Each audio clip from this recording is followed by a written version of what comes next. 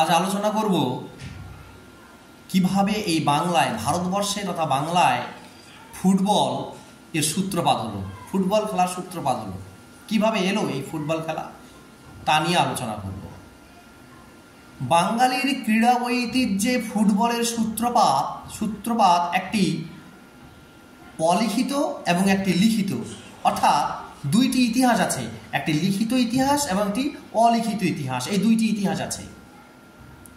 প্রথমটি অর্থাৎ অলিখিত ইতিহাসটি ছিল এরকম: ইস্ট ইন্ডিয়া কোম্পানির আমলে গঙ্গার ঘাটে নোঙ্গর করা দুটি বিলেতি জাহাজের নাবিকদের পুরনো কেল্লার মাঠে ফুটবল নিয়ে নামা থেকে এর সূত্রপাত। আর দ্বিতীয়টি অর্থাৎ লিখিত ইতিহাসটি ছিল এরকম: 1877-এর কোনো এক শীতের ভোরে, 1877 সালে কোনো এক শীতের সময়ে, সেই শীতের ভোরবেলায় মায়ের সঙ্গে ঘোড়ার গাড়িতে চেপে গঙ্গায় যাওয়ার সময় যখন এক বাঙালি যুবক, তার নাম ছিল নগেন্দ্র প্রসাদ সর্বাধিকারী, সেই যুবক তথা নগেন্দ্র প্রসাদ সর্বাধিকারী তার মায়ের সঙ্গে যাওয়ার সময় সেই শীতের ভোরবেলায় দেখতে পান গাড়ির সামনে এসে পড়ল একটি চামড়ার গোলাকার বস্তু। তিনি যাচ্ছিলেন ঘোড়ার গাড়িতে চেপে তার মায়ের সঙ্গে। সেই ঘোড়ার গাড়ির সামনে যখন তিনি দেখতে পেলেন একটি চামড়ার গোলাকার বস্তু এসে পড়ল, তখন তিনি সেটা শট করে ইংরেজ খেলোয়াড়দের কাছে ফেরত পাঠান।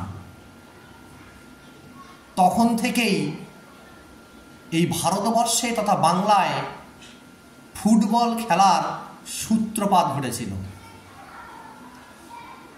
বলা বাহুল্য, এই পর্বের ফুটবলের সঙ্গে যে বিখ্যাত ব্যক্তির নাম জড়িয়েছিল তিনি হলেন সেই ব্যক্তি যিনি মায়ের সঙ্গে ঘোড়ার গাড়িতে চেপে এসেছিলেন। তিনি হলেন নগেন্দ্র প্রসাদ সর্বাধিকারী। কলকাতায় বাঙালিদের ফুটবল ক্লাবগুলি 1885 থেকে 1886 খ্রিস্টাব্দের মধ্যেই এর গড়ে উঠেছিল।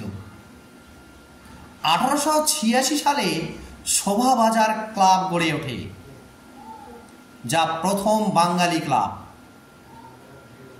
এরপর একে একে কোমরটুলি ক্লাব, ওয়েলিংটন ক্লাব, আর 1889 সালে তৈরি হয় মোহনবাগান ক্লাব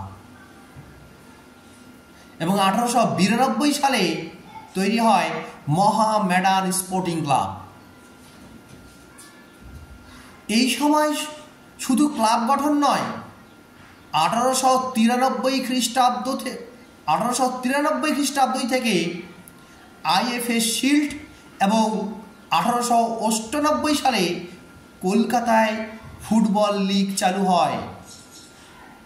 এই ফুটবল লিগ প্রথম কলকাতায় চালু হয়েছিল 1898 সালে। আর 1911-তে মোহনবাগানের আইএফএ শিল্ড জয় এক যুগান্তকারী ঘটনা। অর্থাৎ 1911-তে মোহনবাগানের এই ফুটবলের জয় ঘটেছিল, যা একটি যুগান্তকারী ঘটনা হিসাবে আজও চিরস্মরণীয় হয়ে আছে।